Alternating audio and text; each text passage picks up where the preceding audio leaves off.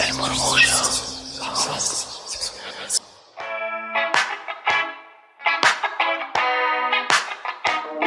Martín, Juan, gracias por venir, gracias por estar acá. Gracias. Martín, arranco con vos porque sos un poquito más grande que Juan. Sos del año 68, si no me equivoco, ¿no? Así es. ¿Cuándo fue tu primer acercamiento a Internet? Y si recordás cuándo empezó una especie de fascinación con Internet. Sí, bueno, yo laburaba en la Universidad de Quilmes. Era docente y trabajaba en la parte de prensa. La universidad en ese momento era de las nuevas universidades, estoy hablando del 92, 93. Justo se abría el uso civil y comercial, Internet. Y las universidades públicas del conurbano, por lo menos, tipo 94, empezaron a tener las primeras conexiones a Internet. En la universidad, recuerdo, había una sola. Yo quería pegar alguna beca para ir a estudiar afuera, que era mi deseo. Y entonces entraba a páginas de universidades europeas, muy nerd todo, ¿no? Pero sí, bueno. Para averiguar condiciones de estudio, planes y esta historia. Me acuerdo que llegaba a la universidad, ponía el dominio de la web que quería consultar, me iba a hacer mate, laburaba, qué sé yo, y a las 3 horas más o menos empezaba a descargarse algo parecido a una página web. Y bueno, esas son mis primeras experiencias. Uh-huh. ¿Y el entorno en la vida cotidiana la gente no tenía ni idea? Ni idea. Era una computadora en toda la universidad y medio canuto, o sea, no era accesible para... Yo laburaba en la parte de prensa, entonces tenía sentido que un poco accediera a eso, pero verdaderamente... De hecho, después me fui a hacer un doctorado afuera, estuve en Barcelona y mis primeros años, yo me fui del 96 al 99 a hacer el doctorado. Y los 2 primeros años, allá en Barcelona, Internet no existía. O sea, en la biblioteca no había Internet y recién el último año, la experiencia de poder mandar mails, y que yo estoy hablando del 98, 99, en Barcelona, recién ahí empezaba a circular el uso del email más o menos de manera generalizada en nuestro ámbito. Uh-huh. ¿Vos, Juan? No, mi experiencia es bastante distinta, pero más que nada fue como esos años que dice Martín, 99, 2000, yo ahí estaba justo, había terminado la primaria y entraba a la secundaria y había tenido una experiencia de acompañar a mi viejo. Mi viejo laburaba en el Defensor del Pueblo, era corrector, y lo había acompañado, siempre me tenía esa cosa de que me llevaba el laburo con él. Y ahí había probado la primera vez Internet. Y había puesto una página de Star Wars, me acuerdo. Era tipo starwars.com y me había pasado exactamente lo mismo Martín. Tipo, estuvo 1 hora hasta que vi tipo un fondo con unas estrellas, un logotipo y dije, esto es Internet, no sirve para nada. Era con una línea telefónica. Sí, con teléfono. Y después ya en justo año 99-2000 empezó... O sea, yo tenía la computadora de mi casa, que era una Pentium 166, que tenía un módem, el famoso módem Use Robotics de 56K, y era toda la época de Full Zero, creo que era Utopía o Tutopía, eran como esos servidores medio que eran eran semipúblicos, vos te podías conectar, te daban internet y solo pagabas la tarifa. Y a la noche, después de las 12, estaba el tema de la tarifa diferida o que era más barata. Entonces yo esperaba a la noche. Tenía un cable de teléfono que lo sacaba pues estaba en el living la computadora. Mis hijos iban a dormir o se iban para arriba a ver la tele, a su cuarto. Yo me quedaba abajo y conectaba el teléfono a la computadora y le ponía un almohadón para que no se escuche el ruido de la conexión. Y ya ahí, ese año me acuerdo que un amigo, me pasó Napster y empecé a bajar música y lo usaba también para bajar juegos emulados de Game Boy, Super Nintendo y cosas por el estilo que por el nivel socioeconómico de mi casa no podía acceder a todo a esas cosas que eran mucho más caras. Entonces para mí Internet siempre, o por lo menos desde el principio, tuvo que ver con eso, con el entretenimiento. Me metía también muchas salas de chat y videojuegos y piratería más que nada, ¿no? Poder acceder a cosas que no tenía. Bueno, y en el principio de los 2000 somos generacionalmente parecidos. En el principio de los 2000 era un poco caótico. Vos, Martín, quizás me corrijas, pero Estaba Taringa, Napster, de hecho el juicio de Metallica es un poco... Totalmente. Muy pionero en eso. Y la idea era hablar un poco de cómo en 20 años cambió un poco el mundo de Internet. Y de ese caos inicial se llevó a una cosa un poco más regulada o controlada. Y la pregunta es si hay una especie de nostalgia, obviamente llevada por la edad. Vos a veces lo escribís en Twitter como cierto altruismo de compartir cosas. Sí. Por el hecho de compartir, ¿no? Que no sea mercantil. Sí, creo que hay una... Yo esto lo venía también en un ensayo que no se publicó, pero que venía escribiendo, hablaba un poco sobre digamos, tomando un poco la analogía de las direcciones de las revoluciones, ¿no? Como que pueden tener direcciones democráticas o no sé, contrarrevolucionarias, incluso, ¿viste? Como reaccionarias. Y en Internet me parece que se fue dando eso, ¿no? Fue como al principio, como le pasa a toda tecnología, tiene como esta cosa medio de la novedad. Y Internet tenía fundamentalmente el tema muy fuerte de su arquitectura descentralizada y que me parece que justo enganchaba con un clima de época de la posmodernidad. Había algo como ahí fuerte. La cibercultura, toda la herencia de lo que había sido Stratford Beer, Silicon Valley y demás. Entonces tenía como si se quiere, una dirección más democrática. La piratería, la ventaja que le llevaba Internet a las grandes corporaciones, ¿no? Sobre todo a las corporaciones del copyright y demás, que ya eso hacia los 2010, o sea, pasada esa primera década de Internet, hay un reflujo o una contrarrevolución hacia la monopolización, ¿no? La ley SOPA, como que de pronto las grandes corporaciones logran achicar esa distancia o se acostumbran al nuevo ecosistema, lo entienden y hacen, digamos, con su capacidad histórica de lobby, hacen una especie de contrarrevolución y empiezan a bajar todos los sitios que estaban conectados con esto, ¿no? Entonces, me parece que de la década del 2010 a 2020 tenemos como la remonopolización de Internet. Yo creo un poco lo veo así. Y donde hay pocos espacios donde actualmente vea que siguen como existiendo un poco esas nociones originales y que también están en procesos muy similares, ¿no? Creo la aparición originalmente de Bitcoin tiene algo de ese espíritu de nuevo, descentralizado, de abajo hacia arriba, de los usuarios tomando control y qué sé yo, y uno ve toda la dirección que tuvo la, entre comillas, llamada industria cripto, ¿entendés? Que también de nuevo hay otro reflujo hacia la remonopolización, ¿no? Entonces parecían ser que estas dos tendencias, qué sé yo, van de alguna manera marcando el panorama de lo que es Internet. Martín, hablando de esto de descentralización, hace pocos días en Twitter que se cumplieron años de el estreno del documental Citizenfour de Snowden, justo porque tuiteaste en ese día, pero hablando de esto de descentralización, vos dijiste en ese tweet como que el caso Snowden le sacó la mirada, fue el fin de la mirada cándida de la descentralización en las redes. ¿Podemos contar más o menos de qué hablas cuando hablas de descentralización? Sí, bueno, un poco lo que dice Juan, ¿no? Como Internet abre como muchos saltos tecnológicos anteriores, esta dicotomía entre digamos, la esperanza emancipadora y el control. Esa es una dicotomía histórica. Existió con la imprenta, quiero decir, en todo salto tecnológico.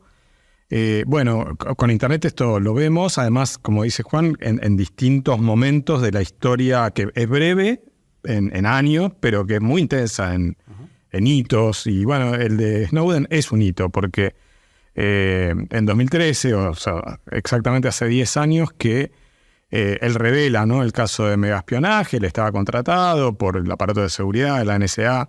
Claro, 2013, claro, 2013. Sí, Junio. y sí, exactamente. Y entonces, hasta ese momento, te diría, casi sin distinción de color político ideológico, los líderes políticos del mundo se meaban para sacarse fotos con Zuckerberg, con un poco las cabezas de grandes corporaciones, que ya eran grandes. Digamos, en 2013... ya eran importantes, ya eran plataformas con una mercantilización marcada del espacio público de Internet. Y bueno, me parece que ese es un hito fundamental porque además tiene la paradoja de que al tipo que está contratado para espiar lo acusan de espionaje y marca el fin de esa mirada cándida, por lo menos desde la política, ¿no? Viste que a partir de ahí Alemania empieza a tomar otra posición. Una de los targets que revela Snowden era la entonces primera ministra alemana, la Merkel. Otro target que era la Dilma Rousseff, la presidenta brasileña en ese momento, también impulsa una ley que es interesante en términos políticos. No, la verdad que no se aplicó, que es el Marco Civil de Internet, que el Congreso brasileño lo sancionó en el año 2014. Y ahí digamos, se va gestando una agenda de la política, de la política profesional, de gobiernos, de estados, de tomar cartas en el asunto. Ese tomar cartas en el asunto, digamos, como es lógico también, se debate entre intenciones de control estatal, de control férreo, y en muchos casos, en los últimos 10 años vemos eso, no solamente en China, ¿no? También en Occidente, y estrategias que uno podría decir son iniciativas más abiertas, más inclusivas, no siempre llevas adelante,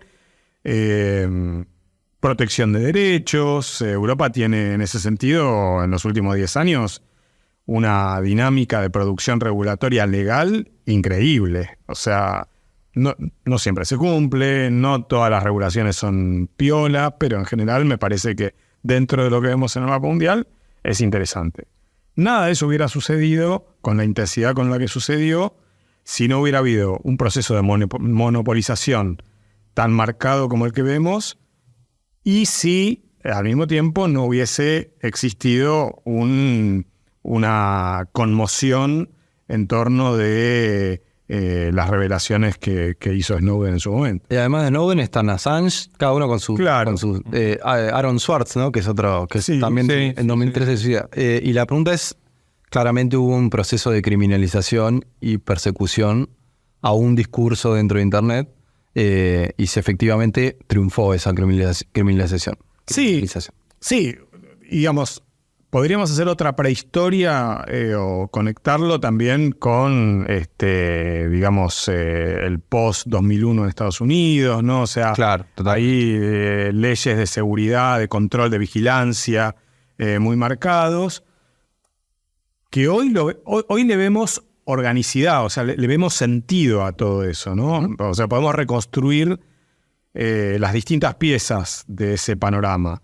Pero sí, efectivamente, y además es correcto, digamos, me parece totalmente válido señalar que había una suerte de utopía dialógica que efectivamente va siendo cada vez más marginal. Claro. Dentro de la mercantilización rampante que es Internet, digamos, no solamente en cuanto a la comercialización y a los negocios, sino también, insisto, en el posicionamiento de estados muy pesados. Y esa parte alternativa de Internet, o por lo menos de los pioneros, o de los, no te digo en los 70, pero por lo menos de la camada de los 90, ¿tiene lugar hoy Internet o fue...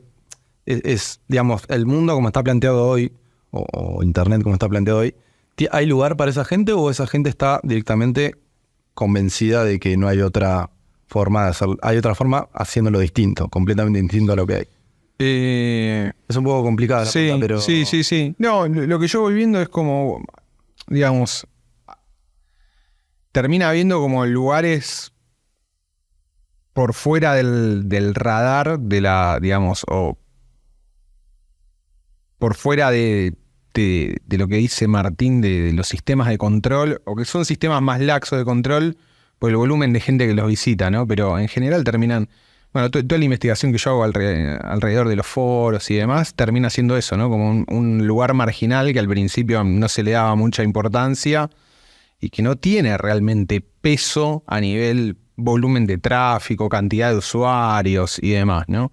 Sin embargo, después... Pero genera cultura, ¿no? Claro, ese es el punto, ¿no? Es una incubadora de culturas. Entonces, digamos, tiene como... Es increíble, porque son lugares con poca relevancia en cuanto a volumen, pero mucha relevancia en cuanto a soft power de crear una cultura propia de Internet y infectar a todo el, digamos, o esparcirla en todo el resto de Internet. Entonces, lo loco es que, bueno, ahí en este juego de espejos, ¿no? De justamente como de estados o regulaciones o que vienen por ahí más justamente en esta dicotomía de vos tenés por un lado monopolios o empresas que... Sí, básicamente monopolios. Y después la postura progresista desde el Estado es, bueno, regular o darle forma a eso. Y entonces te queda como una tercera posición más incómoda o anarca, que incluso está también en contra de las regulaciones, ¿no? O en contra de esa regulación. Entonces, y en contra de esa salida medio progre. Entonces te queda como configurado por fuera de esa dicotomía y con discursos muy reaccionarios o con ideas muy reaccionarias respecto del rol del Estado y demás. Y después también tenés como, bueno, tenés otras partes de Internet todavía como con menos visitas, pero qué sé yo, ya lo que se conoce como dark web y ese tipo de cosas, donde circula otra información y cosas por el estilo, pero que realmente en cuanto a volumen e incluso en cuanto a influencia, no son tan importantes. No son tan importantes. En esa... Lo que sí suele pasar es, de nuevo, por lo menos yo pienso en el caso de Ross Ulbricht, que es el pibe que crea The Silk Road, que es como era el marketplace ilegal de Internet por excelencia y donde justamente se comerciaba todo a través de Bitcoin. También se convierte como en el nuevo paradigma del perseguido y el mártir digital. Una geografía de... Sí, y un tipo que era literalmente como, bueno, anarco-libertario, ¿no? Como anarcocapitalista. Pero queda como, nada, lo agarra la justicia estadounidense y le da como, no sé, sentencia perpetua, incomunicado, peligrosidad máxima. Entonces, bueno, ahí también eso se suma un poco a ese lado. Entonces yo lo veo como eso, como un sector muy en los márgenes. Muy en los márgenes. ¿Y la Web3 que tiene algún peso o es simplemente un concepto? La idea de Web3, si se puede explicar más o menos. Juan. No, qué sé yo. Hay como... a mí me pasa de haber trabajado mucho en el espacio relacionado con criptomonedas, que encuentro también como una especie de... Es muy loco, ¿no? Porque tiene que ver algo con la cultura de ese espacio, que es la mayoría de la gente que está ahí y que lidera esos proyectos son programadores y tienen así como una especie de medio de optimismo tecnológico seteado por default, claro, donde creen que la tecnología va a resolver un montón de problemas que son políticos. Y cuando están avanzados en el proyecto se les reingresa por la ventana a la política, ¿no? Es como y hay una ilusión de que hay soluciones técnicas a la política, ¿viste? Y yo creo que es casi imposible que haya soluciones técnicas a la política. Las soluciones son políticas. O sea, a la política son políticas. Entonces la técnica por sí sola no puede resolver un problema que tiene 2000 años, ¿no? Como, y en esa cultura, todos los años... ¿no? Todos los años, también muy relacionada con cómo es el tipo de... Yo le digo como el metajuego del emprendedurismo, donde el objetivo no es sacar productos que sean rentables por sí mismos, sino convencer a los capitalistas de riesgo de que tu proyecto es potencialmente muy valioso, ¿no? Entonces hay como toda una especie de lengua y de códigos creados para hacer parecer que todo lo que estás creando es muy importante y es revolucionario y es el próximo Internet y es la próxima revolución y en realidad es medio una zanahoria para los los venture capitalists, ¿no? Como los VC, los capitalistas de riesgo. Y en cripto va pasando eso. Yo desde que estoy en cripto he visto varias de esas olas, ¿no? Al principio eran... las ICO, que eran como eran como lanzamientos de tokens cripto que emulaban lo que había sido Bitcoin, pero con cosas adicionales y promesas de resolver problemas tecnológicos del mundo real con técnica, y fracasaron rotundamente. De los miles de proyectos que hubo, y juntaban barbaridad de guita en millones de dólares. Y solo hubo uno que funcionó con suerte, viste, que fue el primero, que es Ethereum. Ethereum salió de esa manera, ¿no? Y que más o menos todavía tiene algo técnico como novedoso, si se quiere, pero todos los demás desaparecieron. Y después vinieron los NFTs, que tuvieron como 2 o 3 olas hasta que se convirtieron en lo que fueron. Salió Web3, el metaverso, DeFi. Todos los años va viendo como nuevos, yo creo que son nuevas zanahorias, ¿viste? Que después, yo creo, como pasa con todas las tecnologías, es que cuando eso decanta, cuando pasa el furor y qué sé yo, lo que realmente aportaba un diferencial se suma a lo que funciona, y todo lo demás queda completamente desechado.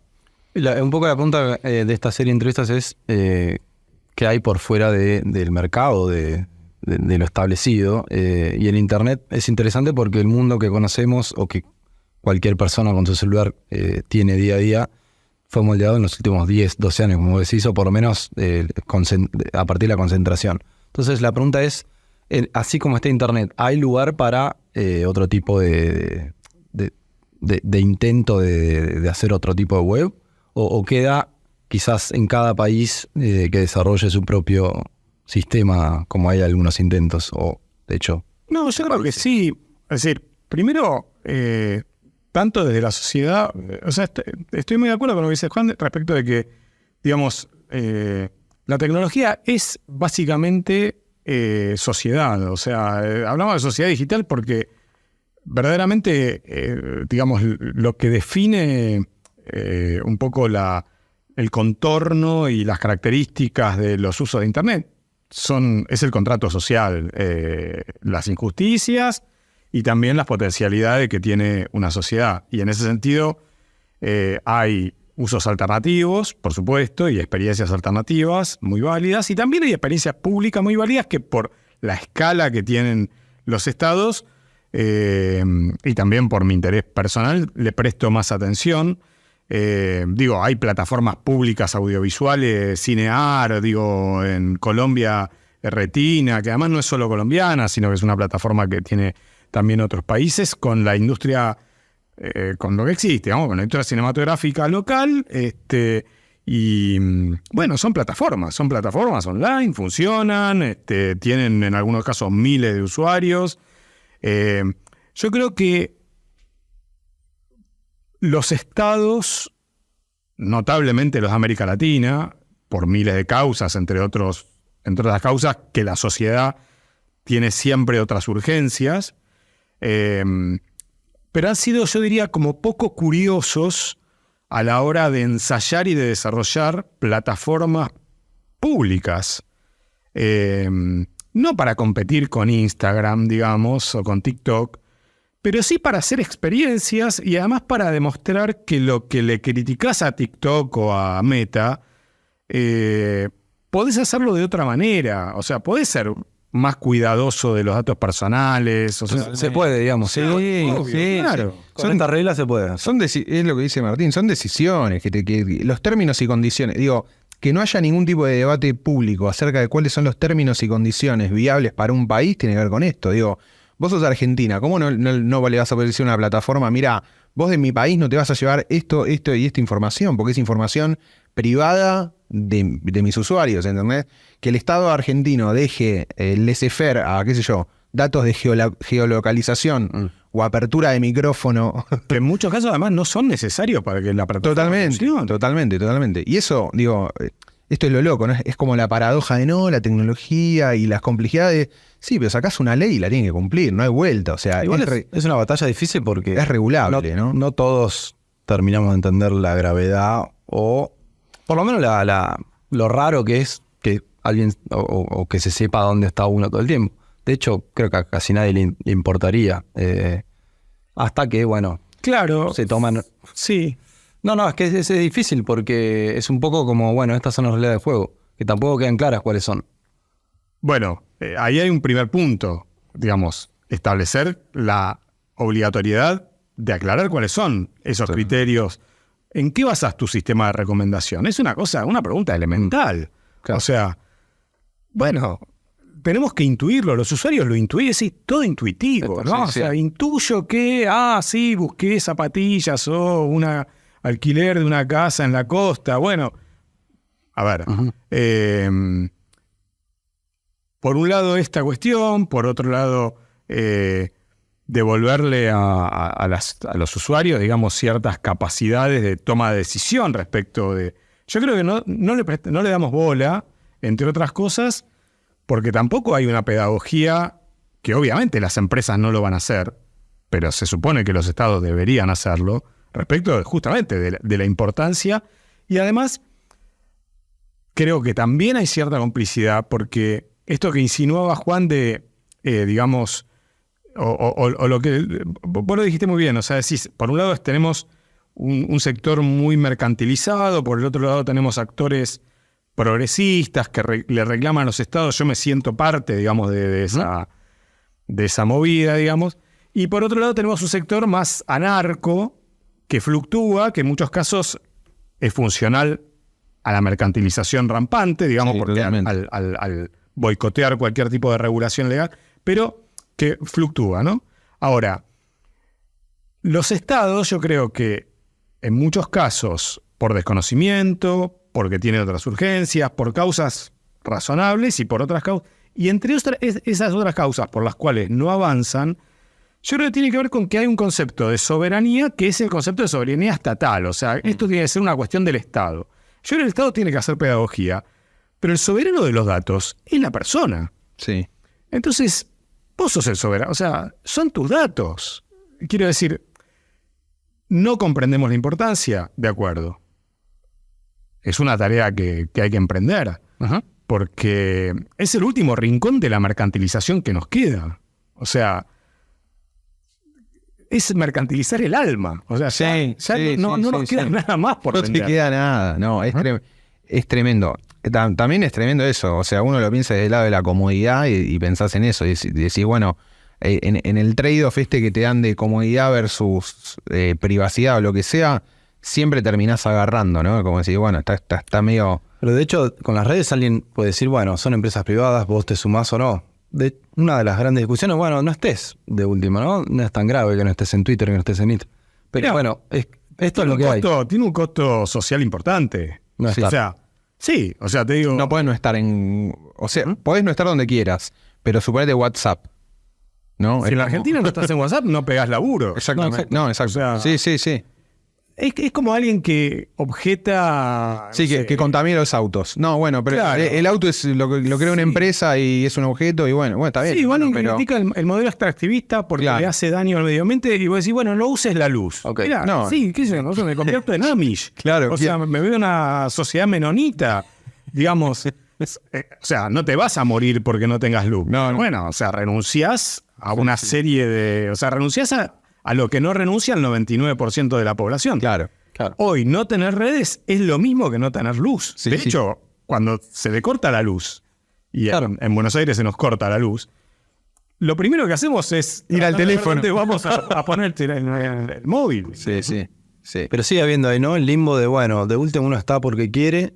No, obvio. Y la alternativa, digo, el único modelo viable es que sos el Una Bomber, ¿viste? No, me va a vivir una cabaña, no tengo contacto con nada y mando bomba por correo, ¿viste? Como...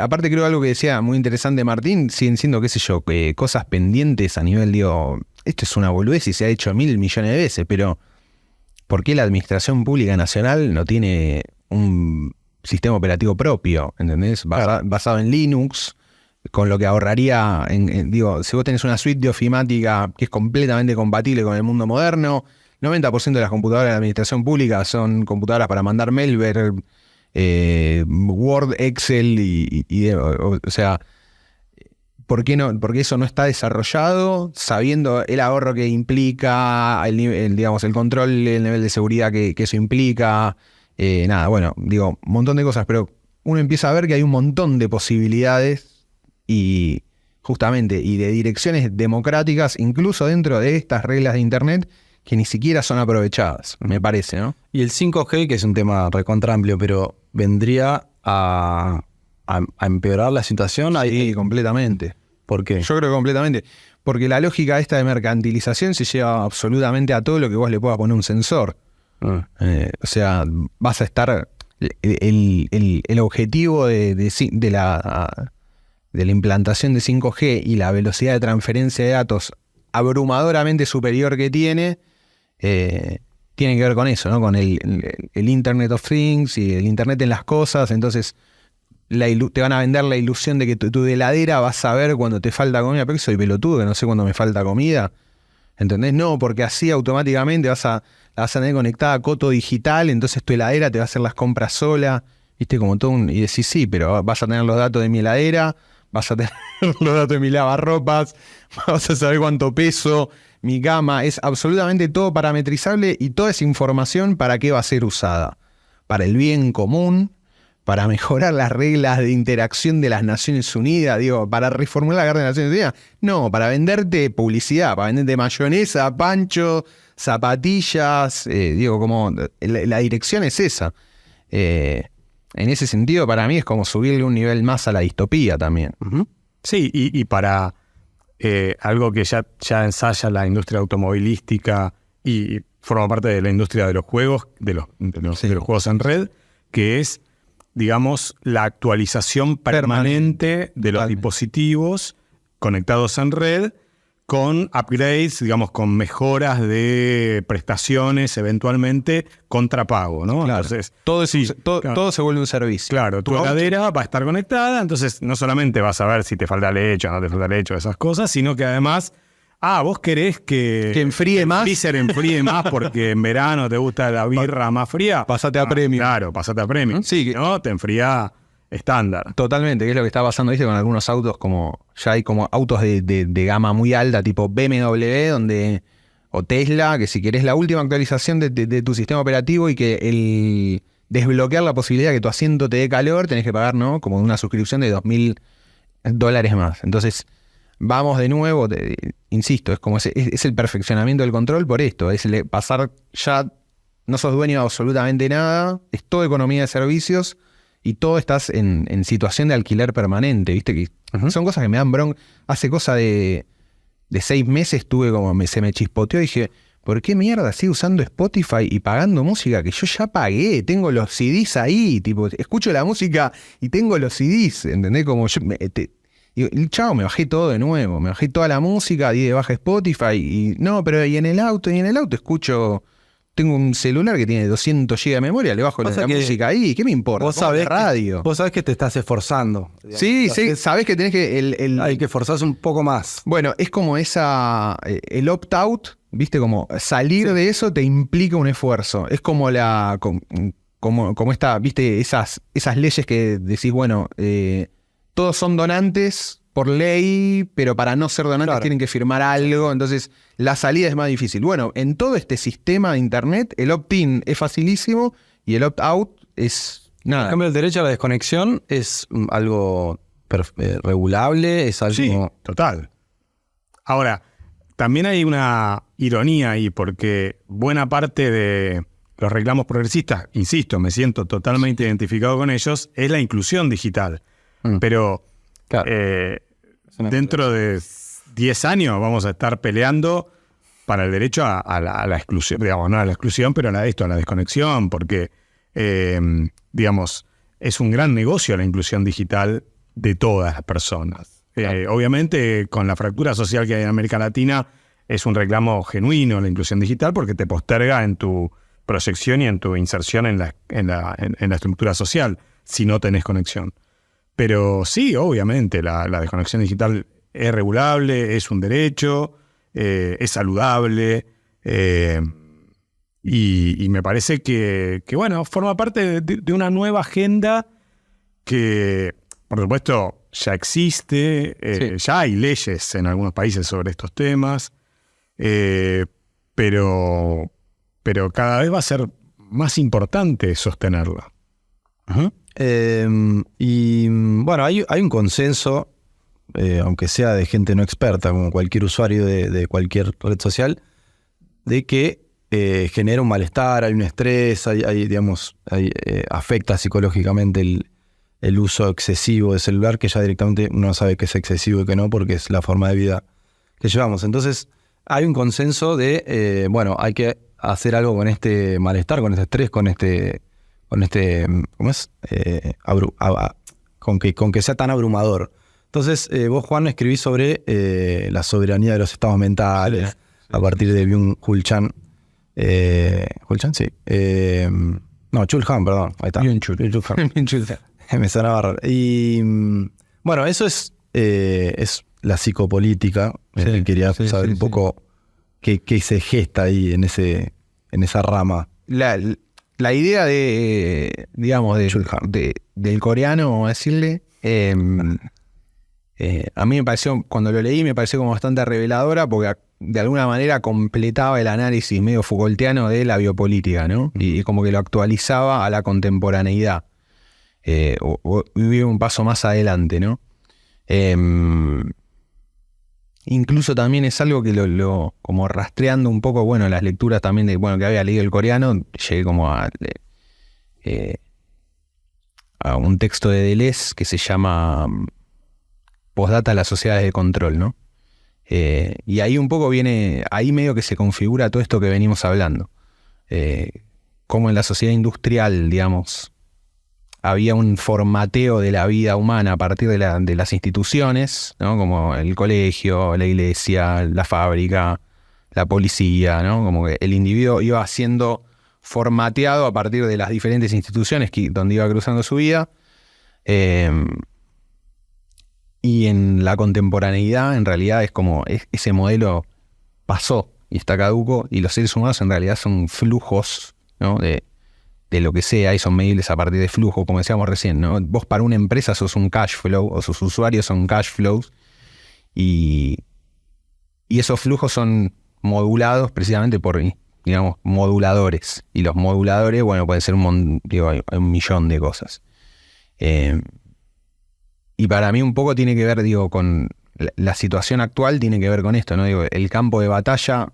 Esto es medio una obviedad lo que digo, ¿no? Como que la mente es un campo de batalla, pero porque tu tiempo de atención es un campo de batalla, ¿no? Ahora todo, Instagram compite con el cine y compite con, no sé, con tus hijos o con tu señora o con tu perro por el tiempo de atención, porque lo que le genera, o sea, lo que necesita es que vos estés mucho tiempo en la plataforma, y lo que se optimiza es justamente que nunca te vaya, o que no se rompa ese ciclo de alimentación, de interacción, que a vos te produce lo que te produce o felicidad, o te produce infelicidad, satisfacción, insatisfacción, estrés. Comparás tu vida con la de, qué sé yo, con la de la gente que seguís, con todo, digamos, todo ese tema. Parecía que no hay una relación sana con las redes hoy en día, ¿no? Que nadie, hasta la persona que por ahí está menos tiempo, no está del todo conforme con ese tiempo que pasa ahí. Después, habrá gente que la pasa mejor, peor.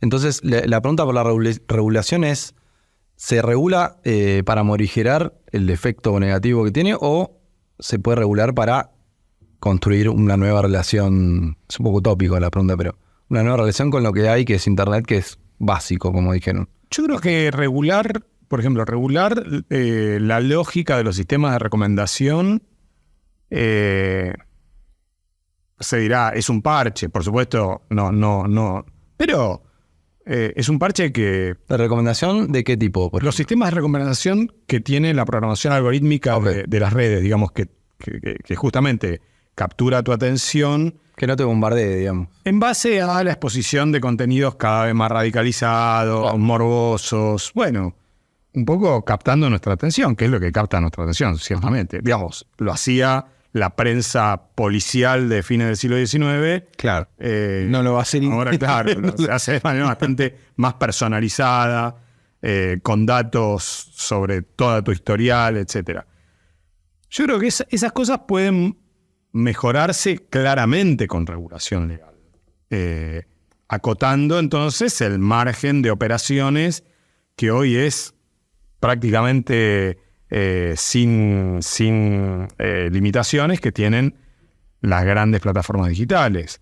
O sea, en algún momento va a llegar algún Bueno, tipo de... en Europa ya existe. O sea, esto que estoy diciendo es un reglamento, Sí, sí. una nueva ley que salió el año pasado y que se está aplicando a partir de este año en Europa. Y fue hecha con especialistas. Sí, hubo un debate. proceso de discusión gigantesco, o sea, de organizaciones Nuestra ley de especialistas. Sí, empresas, bueno, estados, todos, ¿no? Nosotros estamos hablando a fines de octubre, principios de noviembre, y a fines de octubre en el Reino Unido salió una ley que se llama de seguridad digital, que tiene algunos aspectos que buscan mejorar el impacto en la salud mental de menores de edad de la exposición en redes. Y entonces, por ejemplo, ordenan que la configuración del feed de contenidos de las plataformas sea por defecto cronológico. Bueno, insisto, esto no cambia la lógica del sistema plataformizado de Internet, pero atenúa un cacho el tipo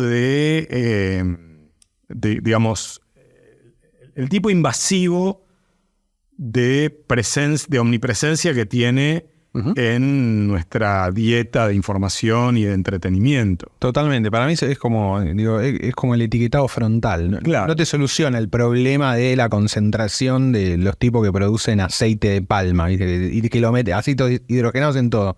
Pero por lo menos te da más información como usuario y te cuida y te dice, che, mira, esto tiene exceso de sodio, esto que pensabas que es light no es light, ¿viste? Como un poco más de información. Y ya eso modifica un montón.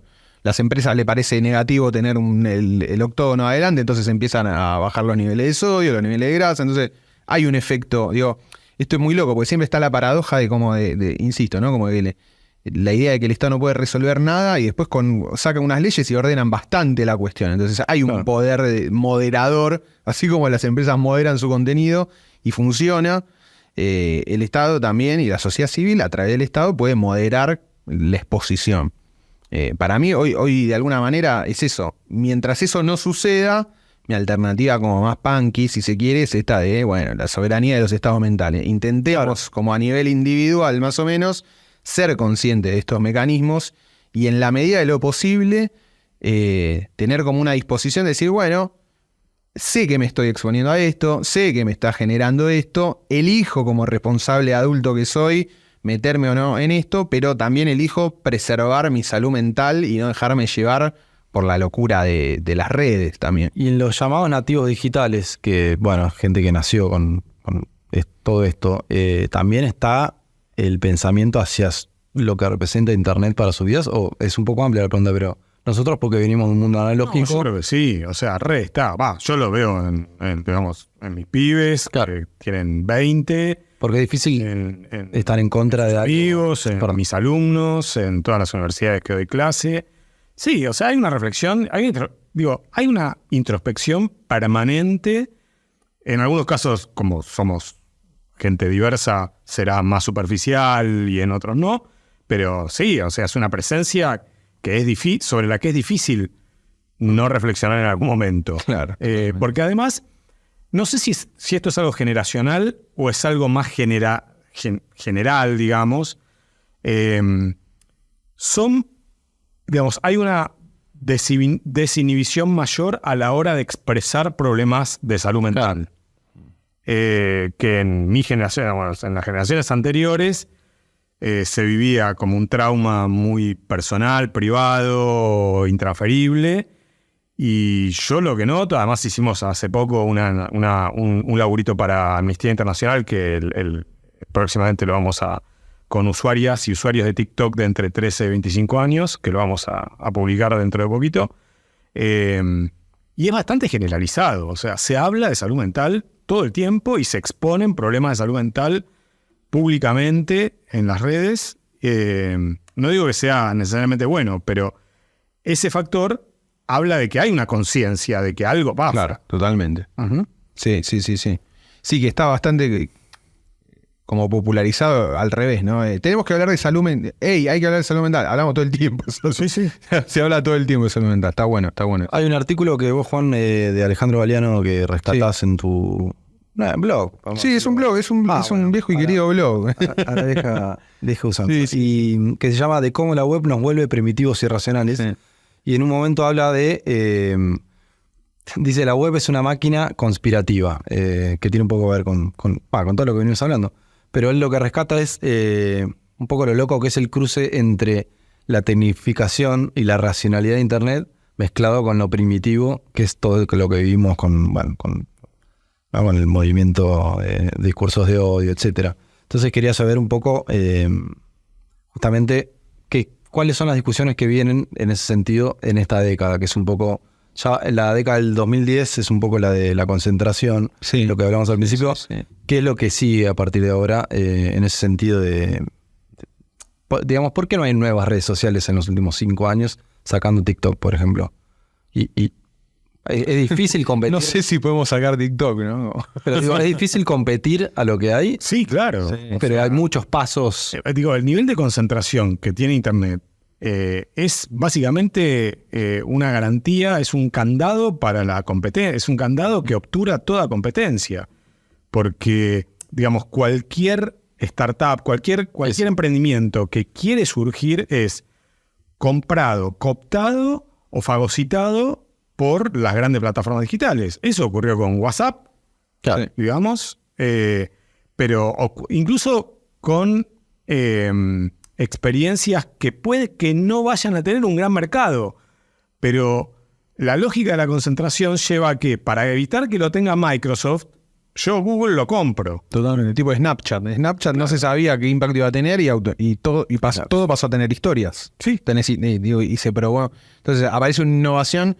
Hay un libro, ahora no me acuerdo del autor.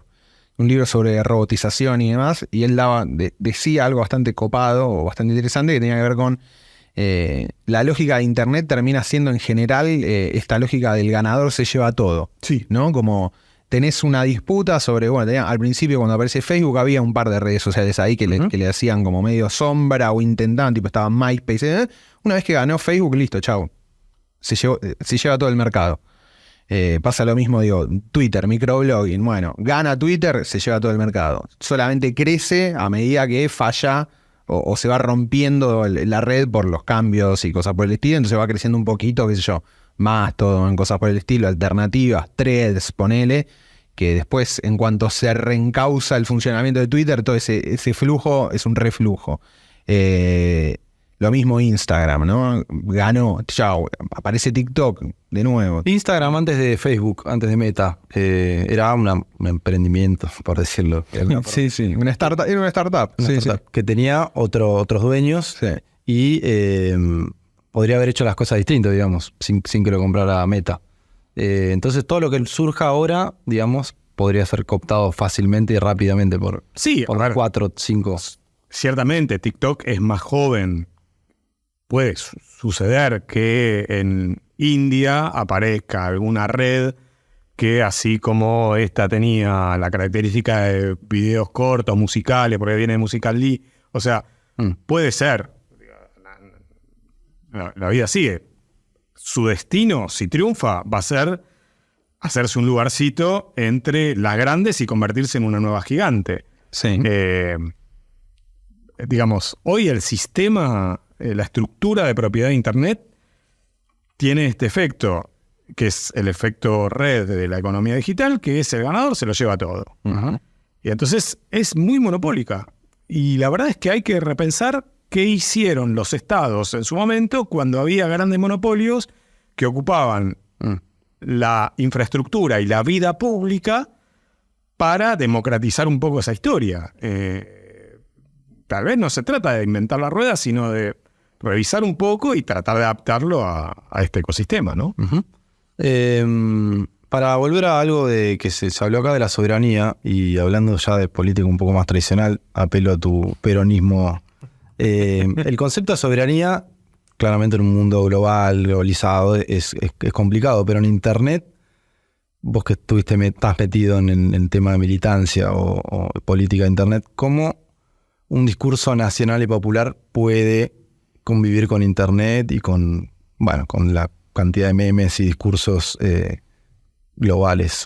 ¿Cuál es la línea? Yo entiendo que, o por lo menos lo que voy viendo es que particularmente se viene dando en Internet toda una discusión entre lo global y lo nacional. Siempre, obviamente, como un poco con lo que dice Ale Galiano, en esta tona medio siempre como medio conspirativa, conspiranoica, ¿no? Como de, bueno, hay un plan mundial para borrar, ¿no?, toda la frontera. La vieja idea de los 80 del nuevo orden mundial, del New World Order, está como ahora presente en Internet, reformulada con Agenda 2030, ¿no? Uh-huh. Que un poco trata de dar cuenta de como hay una situación muy rara, vamos a decir. El Foro Económico Mundial, el Foro Económico de Davos, que es así como un poco la usina del neoliberalismo, la usina intelectual, sacó una serie de objetivos que el mundo, económicos, culturales y sociales, que el mundo debería adoptar para ser un lugar mejor. A través del poder de lobby que tiene, algunos de esos objetivos pasaron a ser objetivos de Naciones Unidas, ¿no? Entonces, muchas de las políticas que trata de impulsar Naciones Unidas están condicionadas por el lobby del Foro Económico Mundial. Esa serie de políticas se engloban en esta teoría de la Agenda 2030, en esta idea de que atrás de eso está, bueno, la sinarquía internacional, los masones, Soros, los judíos, ¿no? Como que ahí está toda esa idea. Entonces, generalmente por eso también las respuestas o las reacciones nacionalistas a esto tienen un tinte xenófobo, antisemita, racista muy grande, porque están pensadas en clave conspiración. Yo creo que el desafío actual es como, parafraseando a Moreno, como tener, si se quiere, una idea nacional, pero inclusiva, y creo que en Argentina eso, por suerte, es una tradición cultural bastante importante, y tiene que ver para mí, tiene que ver con pensar cuáles son las virtudes o cuáles son las potencias de lo argentino en Internet, ¿no? Como cómo podemos ser o seguir siendo argentinos y más argentinos usando Internet, ¿no? O sea, ¿para qué lo vamos a usar? ¿Cuáles van a ser nuestros fuertes ahí, ¿no? ¿Qué tenemos para aportar? ¿Cuál es, de alguna manera, nuestro soft power? ¿Cuáles son nuestras herramientas? ¿Qué es lo que nos destaca? Exactamente. ¿Qué es ser argentino desde lo digital? Y por otro lado, después están los problemas que son estrictamente de soberanía, que tienen que ver con lo que decíamos recién. Bueno, entender que, primero, la infraestructura de Internet es un tema, ¿no? Como, bueno, ¿quién maneja la infraestructura de tu país? Bueno, si lo manejan 2 o 3 empresas, Telefónica, Clarín, la concentración, ya hay un tema. Después, ¿qué circula por ahí? Porque también tenés, digamos, toda la parte que no se habla en general, porque es como problemas de 18º orden, que tiene que ver con las disputas acerca de los sentidos geopolíticos de tus acciones y cómo Internet se volvió un espacio operativo para operaciones de guerra psicológica, de información y desinformación. Digamos, hay todo un nuevo framework medio militar respecto de eso, en el cual Argentina no tiene ninguna opinión, ¿no? Y justamente algo que saltó a la ficha en los papeles de Snowden fue, por ejemplo, las operaciones de guerra psicológica hacia Gran Bretaña sobre Argentina para influenciar al público respecto de la causa Malvinas, ¿no? Eso no es conspirativo, está documentado, está todo, la investigación está toda en The Intercept, donde están subidos los papeles de Snowden, y se puede ver. Y tipo, Inglaterra tiene un grupo de gente pensado, o sea, que sistemáticamente trabaja para influenciar a la opinión pública argentina, desestimando la causa Malvinas, ¿no?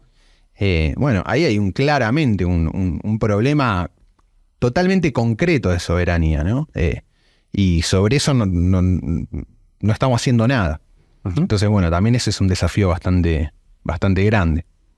Vos, Martín, ¿cuáles serían, hablando de Argentina, toques que representen otros países dentro de quizás la regulación o ¿O cómo es un internet a la italiana o a la francesa? ¿Hay algún tipo de...? Sí, ¿Se pueden distinguir? yo creo que se puede distinguir. Por lo menos se puede distinguir hoy por hoy grandes bloques a nivel internacional, claramente, digamos, porque la Internet y las reglas de juego de Internet en Europa son distintas a las de Estados Unidos, que son distintas a las de China. O sea, ahí hay diferencias muy evidentes. Yo creo que en América Latina el desafío es hacer algo más latinoamericano, digamos. Comprendo y estoy de acuerdo con la cuestión de... y además creo que la Argentina tiene potencialidades tecnológicas, incluso que tan afectos, digamos, a la autocrítica como somos, muchas veces no ponemos en su verdadera dimensión. O sea, la Argentina es uno de los 9 países que pone satélites en órbita. Totalmente. Es un país que tiene una empresa estatal que construyó 35.000 kilómetros de fibra óptica, la única en América Latina que hace eso. Tiene un centro de datos. Es cierto, no, ese centro de datos estatal, público, Sí. no abastece las necesidades completas, alquila la nube. O sea, bueno, ahí hay cosas para mejorar, pero quiero decir, no partís de la nada. Hay otros países latinoamericanos, posta que nada de esto lo han desarrollado. Esto es interesante. No es casualidad que en la campaña electoral presidencial el tema ARSAT haya sido, por supuesto, no de manera prioritaria, pero un temita, ¿no? O sea, es un activo que... O sea, hay mucha gente pensando en esos temas esperando a que la llamen, básicamente, ¿no? O a ocupar un... Sí, ahora, también soy consciente de que Argentina sola, Brasil solo, Colombia sola, no puede. O sea, digamos, Alemania sola no se sienta con Estados Unidos, con Google o con Meta. Alemania articula con el resto de la Unión Europea. Sí. Ese es un punto pendiente en América Latina. O sea, ¿qué pasa con el Mercosur y y la tecnología de la información y la comunicación? ¿Qué pasa con varios foros que la Argentina integra, que en términos nominales hablan de la información zaraza? Bueno, pero es hora también de agitar algún tipo de agenda en esos lugares que tenga una cualidad más latinoamericana. Sociedades muy fracturadas socioeconómicamente, muy castigadas, con una problemática que es distinta a la del resto de regiones. Antes hablaban de ideología de la parte progresista. Así como hay gente crítica del Estado o el rumbo que tomó Internet, debe haber gente gente que sepa, ¿no? Que esté en la misma que ustedes, que esté, no te digo contento, pero que avale un poco el rumbo que tomó Internet. Debe haber, ¿o no? Gente influyente. Bueno, sí, o sea, claro. Sacando a los magnates, ¿no? Gente que por ahí es especialista en el tema. Sí. Quiero llegar a la parte ideológica del asunto. Sí. ¿Dónde está el debate ideológico en...? No, yo creo, si a mí me preguntás, por lo menos en los ambientes donde me muevo, Exacto. mayoritariamente la mirada es acrítica. Acrítica. Sí. Acrítica y funcional a las grandes plataformas de Internet. Totalmente. Sí, yo le digo, a eso, viste, a mí me gusta etiquetar, pero es como es un tecnooptimismo, viste, como completamente silvestre y no quiero dar nombre porque no me interesa enconarme con nadie personalmente, pero toda esta idea de, el emprendedurismo, viste, como... Sí, lo que dijiste vos, esta cosa medio geek de entre charla TED, de que vamos a solucionar todo compartiendo buena información, viste, como, y los emprendedores y la tablet adentro del aula, viste, una visión completamente asilvestrada y medio boludona del asunto que no distingue como las dimensiones políticas que tiene todo esto. Claro. Y para ir terminando, autores o autoras o gente que ustedes recomienden que vayan la misma línea que ustedes, como para seguir, que sea de fácil lectura o de fácil o documentales que se pueda recomendar. Yo cuando estaban hablando de la web 3.6, de la descentralización de Internet, etcétera, pensaba en Francesca Bria, que es la pareja de Morozov, que estuvo acá. Sí, estuvo hace poco. Sabía, sí. Hizo un podcast, ¿no? ¿Fue él? Sí. Santiago Boys. Claro, otras cosas, sí. ¿no? Pero vino... Bueno, ella es creo que es su pareja, o era su pareja, ¿no? Es lo de menos, digamos. Ella es muy interesante seguirla. Es más o menos activa en Twitter, pero sobre todo tiene textos muy potentes y una biografía muy interesante, pues es una tipa que viene de las comunidades técnicas de Internet, que se involucró mucho en el diseño de políticas públicas progres en algunos ayuntamientos, por ejemplo, el de Barcelona, con esta Ada Colau, la alcaldesa de Barcelona. O sea, tiene experiencia de gestión, ha estado en Brasil también con experiencia de gestión durante los dos primeros gobiernos de Lula, bien digo. Bueno, comprende además muy bien el sistema de medios. Ahora creo que está en el directorio de la RAI, de la televisión italiana. Bueno, esa es, por ejemplo, una biografía y una tipa que me parece muy piola. Y cada tanto, ¿no? Uno ve como ex empleado de Silicon Valley, ¿no? Que tiene un discurso muy crítico del rumbo que fue tomando. Generalmente no son tan masivos, no están en los medios grandes. Pero debe haber, ¿no? Como muchos ex empleados. Sí, más que nada para mí es como la mirada... Digo, sí, pero esa mirada un poco de insider, donde vos estuviste adentro, viste cómo se mueve y tenés una formación crítica, es muy valiosa porque... Incluso cuando estás trabajando te das cuenta que vos estás viendo cosas que el resto no está viendo. Y por ahí es el dueño de la empresa, ¿viste? Y decís, loco, pero no te das cuenta, esto no va a funcionar porque... O querés solucionar el sistema de votación con un software. No se soluciona con un software, no hay manera, o sea... Y por ahí los tipos son ingenieros, ¿viste? Está ingeniero, tiene el PhD no sé en dónde, y vos decís, hermano, esto es problema del CBC. Uh-huh. Entonces me parece que sí, yo no tengo como... Yo soy muy...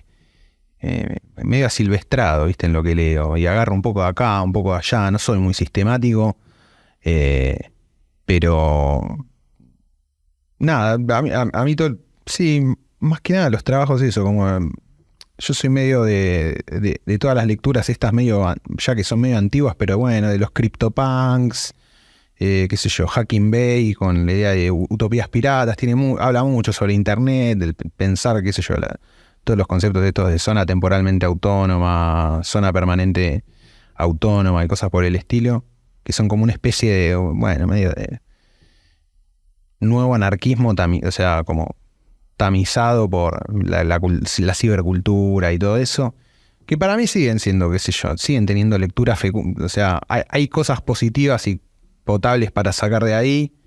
Y después, bueno, medio los clásicos, ¿no? Tipo Hacking Bay, Hacking Bay que ya lo dije, Pekka Heeman en Ética Hacker. Digo, ahí un poco se va armando medio las bases y el panorama de todo esto. Y nada, creo que por ahí. Uh-huh.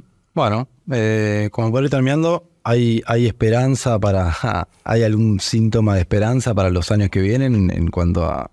Sí, sí, o sea, son, digamos, mientras hay vida y esperanza, quiero decir que son discusiones políticas de fondo, para mí, centrales, que lógicamente requieren de un laburo de pedagogía, de paciencia, de crítica, de formación, de articulación con tribus distintas. Pero por supuesto que sí, porque además, insisto, digamos, semejante grado de concentración y de abuso permanente de una serie larga de derechos de la ciudadanía no puede ser gratis. Eso, digamos, quiere decir, salta todo el tiempo. Pues sí, no somos tan conscientes y es cierto. Pasa que está algo tan nuevo y a la vez es difícil, ¿no? Porque... Ok, pero te pongo este ejemplo. Sí. Vos dijiste y digamos, me deja pensando, es cierto, nosotros no somos defensores de nuestra privacidad, de nuestros datos en general. Ahora, cuando hay situaciones, que las hay cotidianamente, de violación de datos o de privacidad de menores de edad, tenés una mayoría consistente que reclama sangre. Sí. Entonces, por supuesto, la sangre no es la respuesta, pero quiero decir, bueno, hay que poder laburar con ese tipo de consensos que todavía existen y orientarlos, digamos, hacia la protección de derechos en un sentido más amplio, digamos, permanente, ¿no? Que cuando salta porque hay un pibito o una pibita que se autolesionó porque el algoritmo de recomendación le está metiendo a las 24 horas al día video de suicidio. Ajá. Totalmente, sí. Sí, no, yo creo que hay. De hecho, todavía es muy loco. Yo creo que hay un poco de ese espíritu original de Internet sobrevive como en comunidades muy diversas. Pienso en todo lo que tiene que ver con los software homebrew, ¿viste? Con reaprovechar todo lo que son, qué sé yo, consolas viejas, por ejemplo, no sé, Claro. una Wii, una PlayStation 2, PlayStation 3, como dispositivos que están ya... Entra en el formato vintage, que es... Que son medio retro, pero Por elección, pero que son informáticos, claro, que son informáticos y que ahí hay toda una escena de hackeo de los sistemas porque ya están incluso abandonados por las propias empresas que los creaban. Entonces, la máquina sigue viva. Bueno, ¿cómo ocupamos, cómo hacemos para que puedas jugar todo un catálogo de videojuegos de Wii sin garpar? Bueno, mirá, hay un montón de ese tipo de iniciativas como a nivel, pero muy de nicho, ¿no? Como muy micronicho de esto, la escena homebrew de la Play 2. Bueno, sin embargo, todo eso va generando y va manteniendo cierta imagen donde los usuarios pueden recuperar agencia frente a la computadora, ¿viste? En el artículo de Chulhan o la introducción al Chulhan hablas de armar, ¿no? Como actividades que le escapen a la lógica del mercado, que es Totalmente. hacerlas por hacer. Totalmente. Y en colectivo, ¿no? Sí. Que eso es un poco... Sí. Eso me parece que ahí hay como un vector. Obviamente todo lo que dice Martín respecto de esto de... Sí, volver para atrás no se puede. De regulación. No. Tenés que regular hacia adelante lo que tenés. Obviamente que a medida que van apareciendo, todo lo que... Ya hay, incluso pensando, yo no vengo de ese palo, no vengo del lado del derecho, pero el derecho ya tiene armado y tipificado. Hasta hace un tiempo no sabías bien, de un chabón que sube una foto porno de una expareja, ¿no? Bueno, ahora eso ya está tipificado, ya hay jurisprudencia, mismo todo lo que es la inteligencia alrededor de perseguir pornografía infantil está recontra legislado, ¿no? Y tenés como, incluso acá tenés como un expertise de parte de, no sé, de la Policía Federal que lo tiene recontra sacado. Entonces, todo eso se va aprendiendo, nada, es esto, es el tejido social. Y creo que como pasó con la comida, con el etiquetado frontal, todo esto, hay alguien que en algún momento lo va a tomar como causa y lo va a impulsar.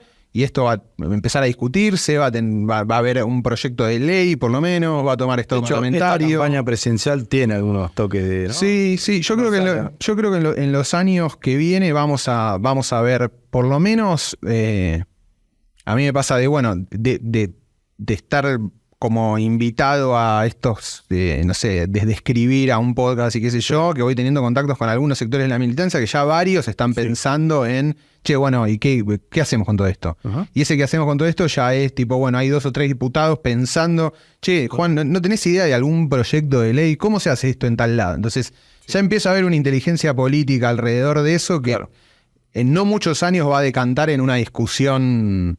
Me parece mucho más público, como pasa siempre, ¿no? Cuando esto toma estado público, de pronto, va a ocupar la agenda, va a pasar lo que pasa siempre con todas estas discusiones, pero me parece que eso eventualmente se va a dar porque yo ya vengo como con el radar ahí viendo o escuchando que ya muchos sectores que después terminan haciendo política con esto en el mejor de los sentidos, ¿no? Como en el ordenamiento de la vida, nada, ya empiezo a ver y detectar que algo en ese sentido va a pasar. Y no creo que pase mucho tiempo tampoco. Me parece que los próximos 2 años van a ser un poco... Es que esta década parece, ¿no? Como clave por lo menos para cambiar un poco el rumbo o morigerarlo. Por eso era un poco la charla, era la idea esa. Yo sé que ustedes van invitados a muchos lados, pero bueno, quizás ser un poco más... Aprovechando que Juan estudió filosofía también, es un poco más... por el estado del rumbo que tomó Internet en los últimos 20 años. Así que nada, gracias por venir. Espero que lo hayan pasado totalmente medianamente bien. Y muchas gracias. Bueno, gracias. Nos escuchamos la próxima. El Murmullo es una coproducción entre Revista Bache y Radio Colmena. Conducción, Alejo Ibacua. Edición y diseño sonoro, Naila Lamberto.